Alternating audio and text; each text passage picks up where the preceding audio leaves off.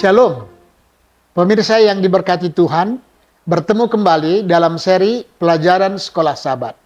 Sebelumnya mari kita sama-sama berdoa. Allah kami yang di sorga, terima kasih perlindungan-Mu kepada kami sepanjang hari ini dalam kegiatan kami. Saat ini kami mau menyisihkan waktu kami, mau belajar firman-Mu. Urapilah kami supaya mengerti, dan tolonglah kami untuk melakukan kehendak-Mu. Biarlah kami menjadi pelaku firman. Dan biarlah Tuhan Engkau juga urapi sahabat-sahabat kami yang akan mendengarkan dan mengikuti pembelajaran ini. Supaya kami bersama-sama memuji Tuhan. Terima kasih Bapa, dalam nama Yesus kami berdoa. Amin.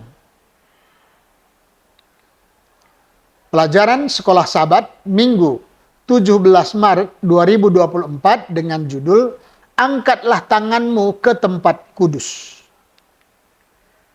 Bacalah Mazmur 134. Kita akan baca ayat 1, nyanyian ziarah, mari pujilah Tuhan hai semua hamba Tuhan yang datang melayani di rumah Tuhan pada waktu malam. Ayat 2, angkatlah tanganmu ke tempat kudus dan pujilah Tuhan. Ayat 3, kiranya Tuhan yang menjadikan langit dan bumi memberkati engkau dari Sion. Di mana ibadah yang ditawarkan di sini? Apakah hasil dari penyembahan kepada Tuhan? Mazmur 134 mengingat berkat Imam Harun dalam Bilangan 6 ayat 24 sampai 26. Juga di Mazmur 67 ayat 2. Dan menyoroti berkat sebagai prinsip dasar dan hasil dari hubungan antara Allah dan Israel. Umat memuliakan Tuhan di tempat kudus dan Tuhan memberkati umatnya dari Sion. Berkat-berkat meluas ke seluruh kehidupan karena Tuhan adalah pencipta langit dan bumi. Penyebutan Sion sebagai tempat berkat khusus ilahi menggarisbawahi ikatan perjanjian Tuhan dengan umatnya. Demikianlah di dalam perjanjian anugerah, itulah Israel. Menjalankan hak istimewa untuk memuliakan Tuhan dan diberkati olehnya. Bacalah Mazmur 18 ayat 2, Mazmur 36 ayat 2, Mazmur 113 ayat 1, Mazmur 134 ayat 1 dan 2, dan Mazmur 135 ayat 1 dan 2. Kita mulai Mazmur 18 ayat 2. Ia berkata, Aku mengasihi Engkau, ya Tuhan, kekuatanku. Mazmur 36 ayat 2, dosa bertutur di lubuk hati orang fasik, rasa takut kepada Allah tidak ada pada orang itu. Mazmur 113 ayat 1, haleluya, pujilah, hai hamba-hamba Tuhan, pujilah nama Tuhan.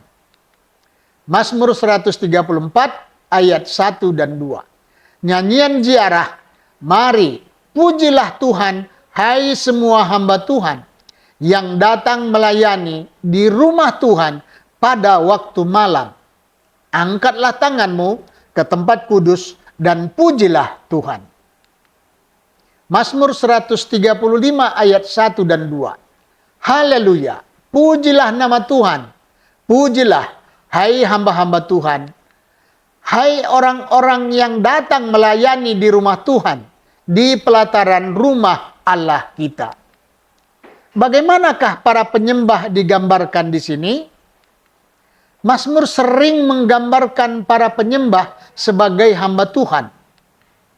Hai semua hamba Tuhan yang datang melayani di rumah Tuhan pada waktu malam. Mazmur 134 ayat 1. Kemungkinan merujuk pada penjaga malam orang Lewi. Itu tertulis di 1 Tawarikh 9 ayat 23 sampai 27. Atau pujian yang dipersembahkan kepada Tuhan oleh orang Lewi baik siang maupun malam, tertulis di 1 Tawarikh 9 ayat 33. Karena orang Israel menyembah Allah yang tidak kelihatan, yang tidak dapat dipresentasikan dalam bentuk patung apapun. Tempat kudus berfungsi untuk memantulkan kemuliaan Tuhan dan menyediakan lingkungan yang aman bagi orang-orang berdosa untuk mendekati Raja Suci mereka. Perjumpaan ini diprakarsai oleh Tuhan sendiri dan diatur oleh ketetapan dan keputusannya. Dan datanglah kepadanya batu yang hidup itu yang memang dibuang oleh manusia, tetapi yang dipilih dan dihormat di hadirat Allah.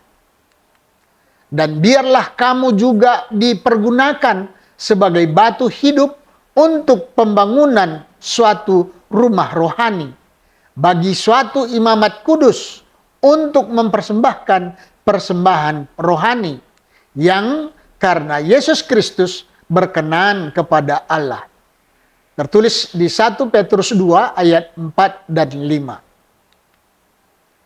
Apa yang kita lihat di sini dalam kata-kata Petrus adalah ungkapan perjanjian baru dari gagasan yang sama yang disajikan dalam Mazmur-Mazmur ini, bahwa umat Allah yang sekarang menjadi imamat kudus mempersembahkan pujian dan ucapan syukur kepada Tuhan mereka, Yesus Kristus, pencipta dan penebus mereka, untuk semua hal baik yang telah Dia lakukan untuk mereka. Sebagai orang percaya perjanjian baru, kita juga memiliki peran sebagai imam, di mana kita dipanggil untuk menjadi perantara Injil kabar baik kepada dunia.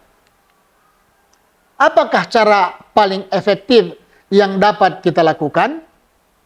Tuhan memberkati kita. Mari kita sama-sama berdoa. Terima kasih Tuhan, kesempatan yang Tuhan berikan bagi kami mempelajari firman-Mu. Urapilah kami, berikan kami pengertian, supaya menolong kami lebih dekat kepadamu. Sebagaimana Engkau memberkati umat-Mu zaman dahulu kala, kami percaya berkat-Mu tidak akan pernah berkurang bagi kami juga. Dan biarlah itu menolong kami untuk lebih berserah kepadamu. Dan terima kasih Bapa, karena kami percaya Tuhan mendengar seruan kami dan menjawabnya sesuai dengan kehendak-Mu. Di dalam nama Yesus kami berdoa. Amin.